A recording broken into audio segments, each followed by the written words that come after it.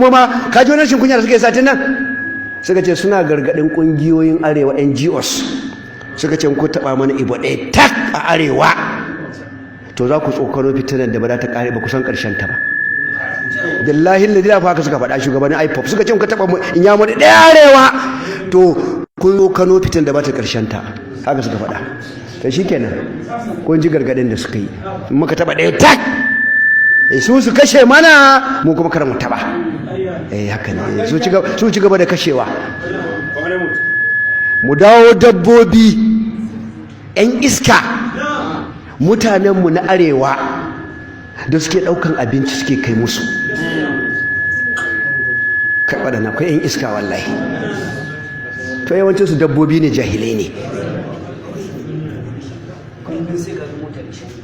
kullum mota da shanu ta wuce kullum mota da wake ta wuce ku je su kashe ku su kona motar kuma gobe ku kai musu ni waɗannan sun fi na fi jin haushin su ma da waɗancan ni na fi jin haushin su kuma ma ni musulmin da yanzu an ba shi green light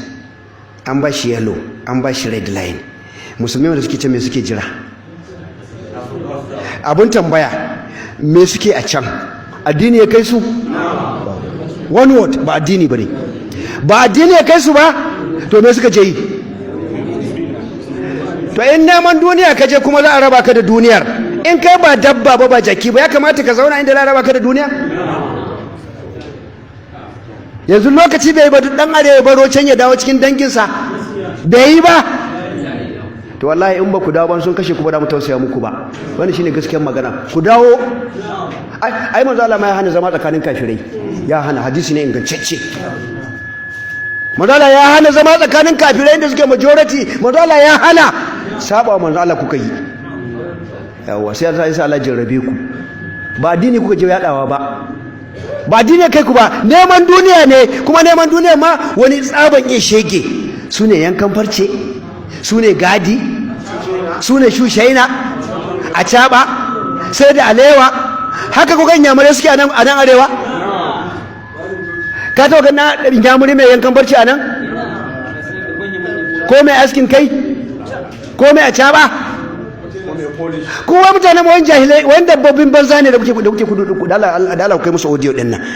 wallahi in ba ku dawo ba da mu daina tausaya muku ku ne ma manya-manyan jairai da kuke cikinsu wace uwar kake a wurin gaya mana manzo Allah ya hana ka zama tsakanin majoritin kafirai me zaka je ka zauna wawa dabba jaki wanda bai san mutuncin ka bai san mutuncin addinin sa ba wurin da kake a zagi addinin ka baka saka yi magana ba nan kuke zuwa kuke zama a ci mutuncin manzo Allah baka saka yi magana ba saboda ku ne minority ku ne kadan a wurin tsakani da Allah to wallahi lokaci yayi ko ku dawo gida ko duk abin da suke muku ba za mu tausaya muku ba saboda manzo Allah ya hana ku zama tsakanin kafirai kun je kun zauna har kun haifa kun yi 'ya'ya laifinku ne ku dawo mana